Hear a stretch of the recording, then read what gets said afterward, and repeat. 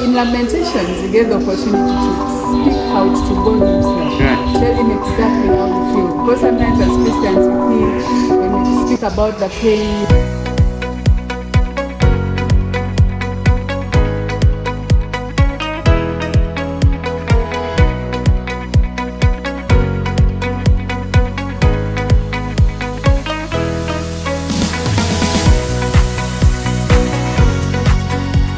Welcome. Today again is Daniel Adaon bringing you devotions, and I'm privileged to be having one of my sister in the Lord, and I have known Esther for about 10 years now.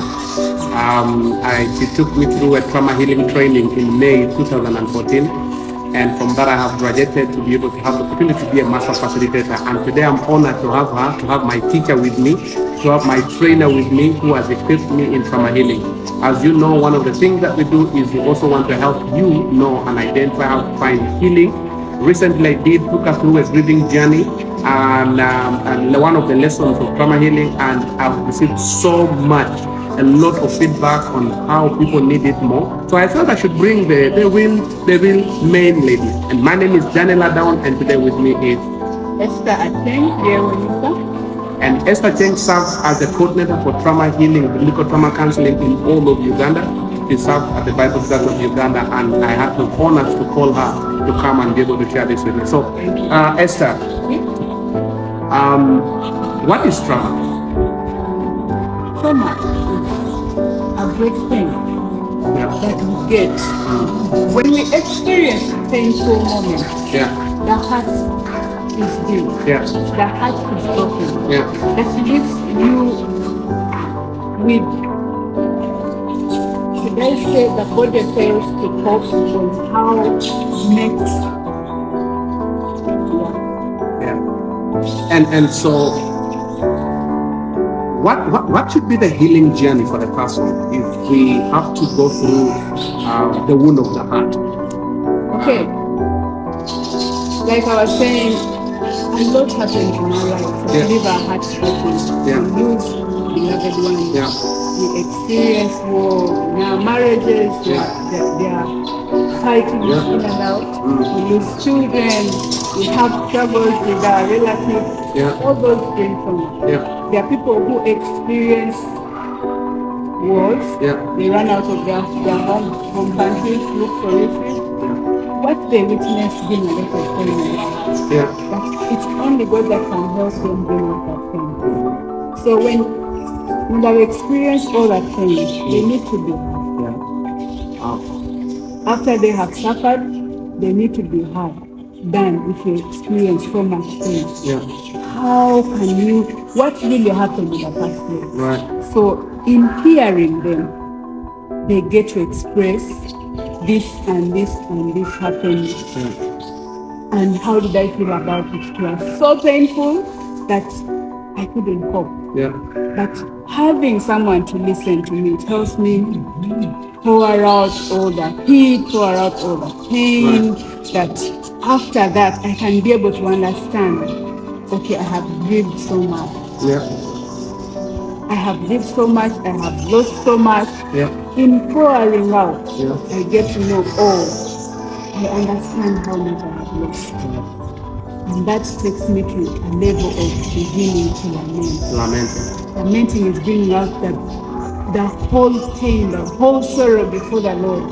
Because sometimes as people we fail to speak out what is hurting.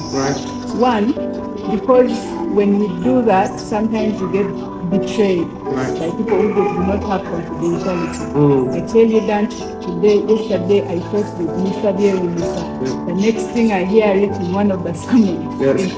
In the service. In the service.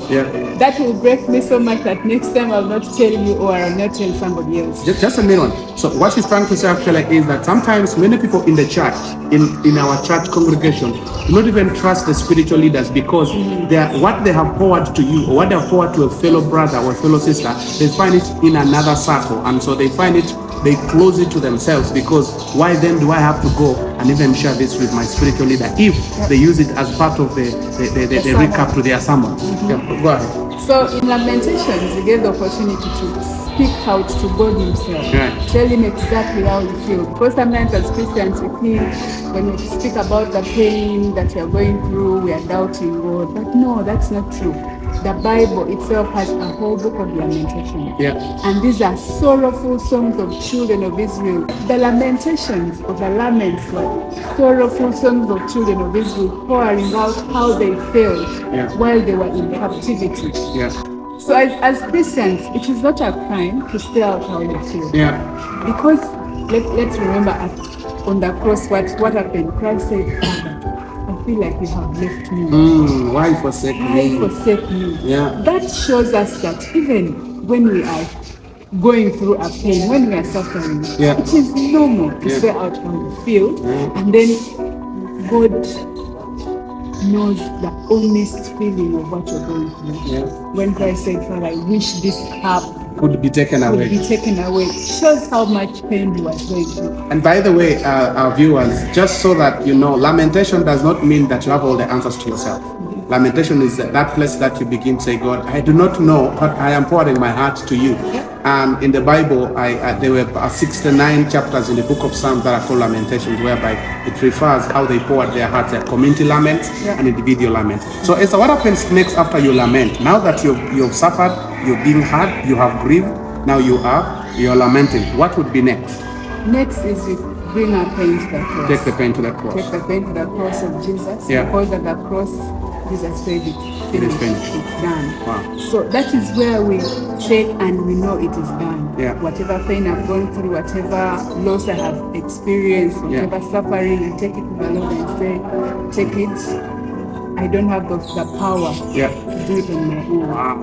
That's when we write down songs of sorrow, songs of praise to the Lord, explaining the things we've gone through. I say, Father, please take this away. Wow. And so that is taking pain to the cross. And so then, when you take pain to the cross, what will be the next thing that you do for you to continue on finding the healing?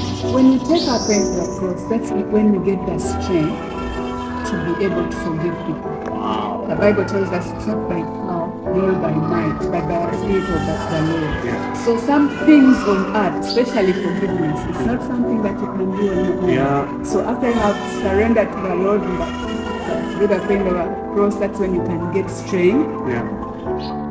To be able to forgive those that have hurt you, and also ask God to forgive you. Because it's not always that it's us that have been caused or hurt, but you can also hurt others. And before the Lord, that is a sin. So Esther, now that you've suffered, you've been hurt, you have grieved, you've lamented, you brought the pain to the cross, you've forgiven others, is there anything that you need to do for you to find? What would that be? That's the point of rebuilding.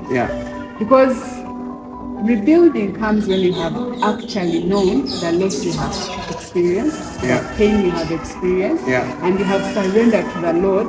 He has given you the strength to forgive. And now you can think about rebuilding your life. Wow. Many times you cannot think about rebuilding when you still have pain.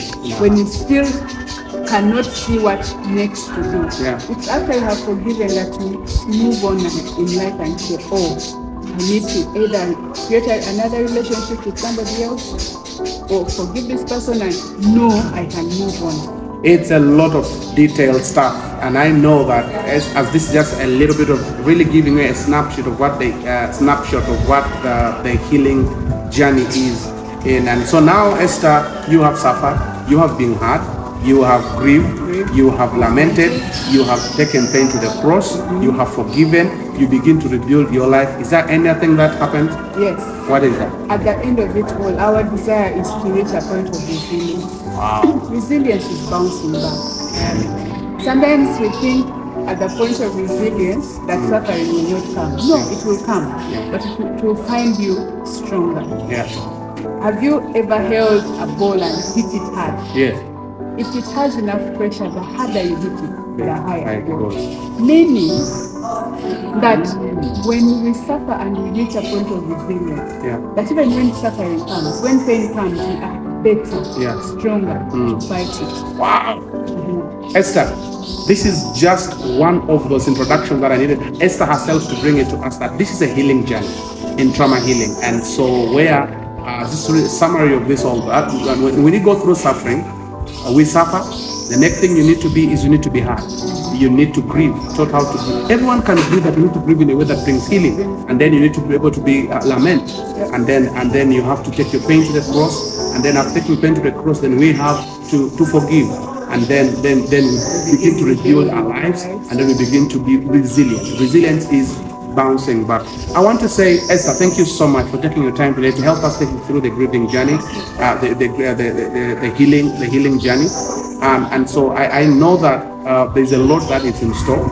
And very soon again, we will be coming back to you with another topic, a lesson on how trauma affects children. Because apart from Esther being the coordinator for trauma healing in Uganda, she also specializes more, her heart is more on the children. And we will be hearing from her shortly in the next episode of how trauma affects the children and affects the youth. Thank you so much. By the way, when you introduce yourself, you didn't tell us your name or the name of your husband. I did that. You did. Please tell them again. My name is Esther Acheng. Yewunyisa is a name, and so they are serving as pastors in one of the churches in Entebbe. What's the name of your church? Full Gospel? Full Knowledge of God. International. Thank you so much. I would like to say that thank you so much for tuning in. If you are new to this channel, please be able to subscribe and give a thumbs up, and also leave a comment. If you know someone who needs to go through trauma healing, Bible Society has this whole department that Esther heads, that they focus on equipping the church leaders on how to help them go through pain, but also help their congregation. Maybe you're a church leader, you can go to Bible Society of Uganda and be able to get this knowledge that you can be equipping your congregation. Thank you so much, and God bless you. See you there.